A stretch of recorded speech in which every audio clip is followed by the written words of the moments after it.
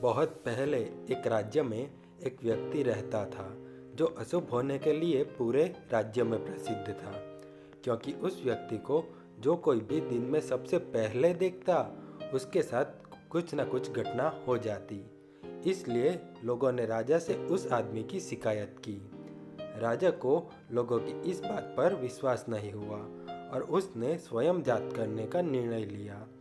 इसलिए उसने अपने सैनिकों को उस आदमी को महल में लाने के लिए भेजा और उसके रहने की व्यवस्था की। अगली सुबह राजा स्वयं उसका चेहरा देखने और उससे मिलने गया। संयोग से राजा उस दिन व्यस्तता के कारण खाना नहीं खा सका, इसलिए राजा इस नतीजे पर पहुंचा कि आदमी का चेहरा वाकई में अशुभ था। उसने उस व्यक्ति को मौत की सजा देने का आदेश दिया। जब राजा के एक मंत्री ने राजा का ये आदेश सुना तो राजा के पास गया और पूछा, आप इस निर्दोष व्यक्ति को मृत्युदंड क्यों दे रहे हैं? राजा ने कहा, यह व्यक्ति वास्तव में अशुभ है।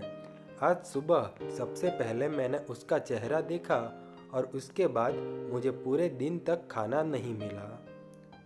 ये सुनकर मंत्री ने कहा, माफ़ करना महाराज, इस व्यक्ति ने भी सुबह सुबह सबसे पहले आपका चेहरा देखा।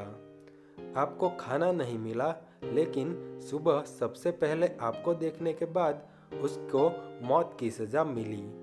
अब आप स्वयं निर्णय करें कि कौन अधिक अशुभ है। राजा अपने आदेश पर लज्जित हुआ। राजा को मायूसी में देखकर मंत्री ने कहा, हे प्रभु, किसी का चेहरा बदकिस्मत नहीं होता, ये भगवान का उपहार है। हमारे देखने या सोचने से पता चलता है कि क्या शुभ है और क्या अशुभ। कृपया इस व्यक्ति को जाने दीजिए। राजा ये बात समझ गया और उसी क्षण उसने उस व्यक्ति को मुक्त कर दिया और सही समय पर सही सलाह देने के लिए मंत्री को पुरस्कृत किया।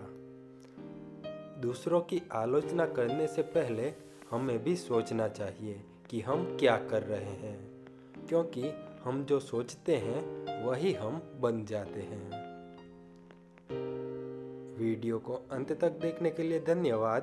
आप हमेशा खुश रहो, ऐसी शुभकामनाएं।